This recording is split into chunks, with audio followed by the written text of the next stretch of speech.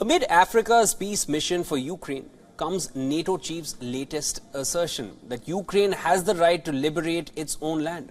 With over 400 days of the Russia-Ukraine conflict, Ukrainian forces have recaptured a village in one of the most heavily areas of a Russian-occupied south. Recently, forces in Kiev have intensified attacks along the front line. Ukrainian soldiers held their flag in Pyatikhyt, claiming that the southeastern village is now liberated from Russian Federation.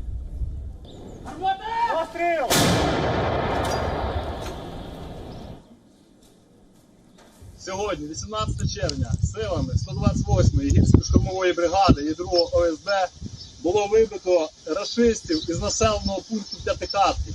Рашисти тікали, кидаючи техніку, боєприпаси, зброю. Слава Україні!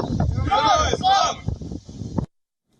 Meanwhile, with regard to the ongoing conflict, US Secretary of State, while wrapping up his Beijing visit, has said that China has promised to not provide ammunition to Russia.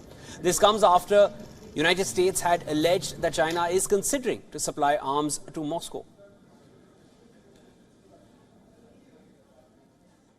What we do have ongoing concerns about, though, are Chinese firms, companies, that may be providing technology that Russia can use to advance its aggression in Ukraine. And we have asked the Chinese government to be very vigilant about that. I think it's absolutely vital that we have these kind of communications, military to military. That imperative, I think, was only underscored by recent incidents that we saw in the air and on the seas. At this moment, China has not agreed to move forward with that.